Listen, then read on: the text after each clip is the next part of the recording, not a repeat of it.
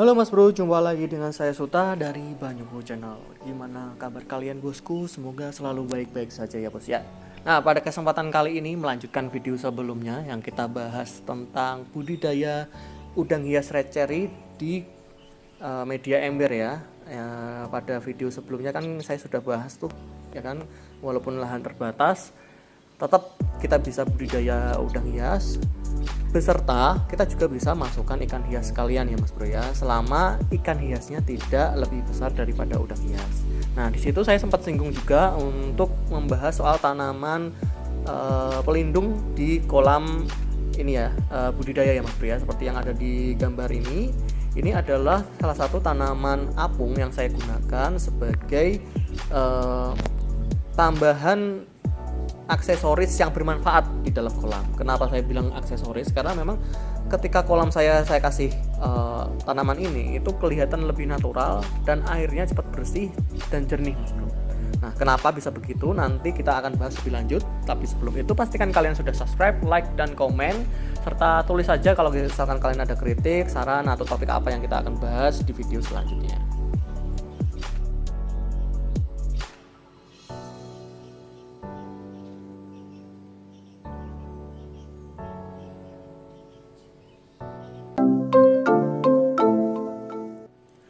Ya Mas Bro, melanjutkan pembahasan kita terkait tanaman apung seperti ini Mas Bro. Ketika saya coba untuk cari di beberapa literatur melalui internet, ternyata tanaman yang ada di dalam air seperti tanaman apung ini memiliki segudang manfaat.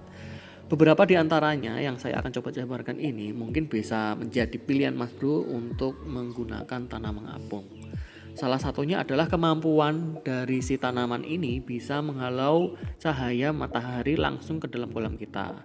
Seperti yang kalian ketahui Mas Bro, bahwa cahaya matahari jika kita biarkan terus-menerus langsung ke dalam air kita itu akan membuat pertumbuhan alga lebih cepat ya Mas Bro ya.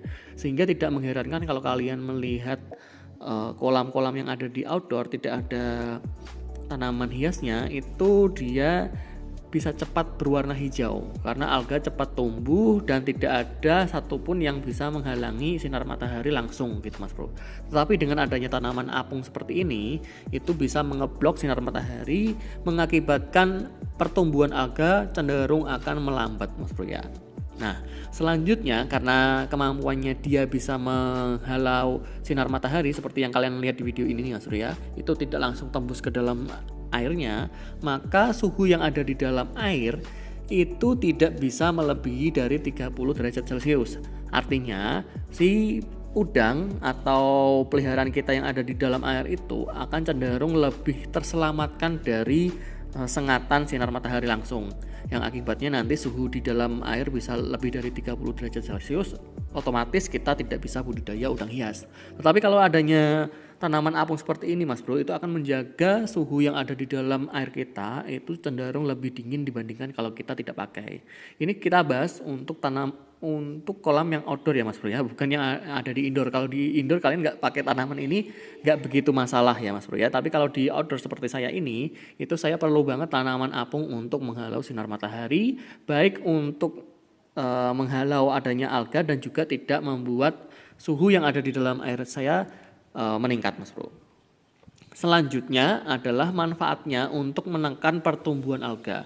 Selain karena sinar matahari langsung tadi bisa menumbuhkan alga dengan cepat, tanaman ini juga bisa mengambil nutrisi ya yang dibutuhkan alga untuk bertumbuh Mas Bro. Jadi kalau misalkan kalian lihat ya di kolam-kolam yang tidak ada tanaman apung, itu pertumbuhan alga cepat itu bukan hanya semata-mata karena sinar matahari Mas Bro, tetapi juga adanya zat-zat yang mereka butuhkan untuk tumbuh itu tidak ada saingannya. Tetapi kalau ada tanaman apung, maka akarnya ini akan menjangkau sampai ke bawah kolam dan akan menyerap semua nutrisi yang dibutuhkan alga untuk tumbuh. Sehingga alga akan cenderung hidupnya itu tidak bisa begitu cepat Mas Bro ya, tidak bisa begitu cepat dan justru malah dia kalah dengan si tanaman apung ini. Jadi mereka akan saling bersaing untuk mendapatkan nutrisi Mas Bro.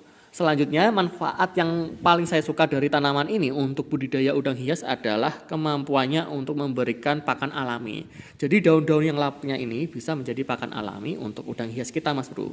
Nah, itu aja manfaat dari tanaman apung. Semoga kalian bisa mendapatkan insight ya dari sini. Dan jika kalian ada saran untuk kita bahas selanjutnya apa, silakan tulis di dalam kolom komentar. Sampai jumpa di video selanjutnya.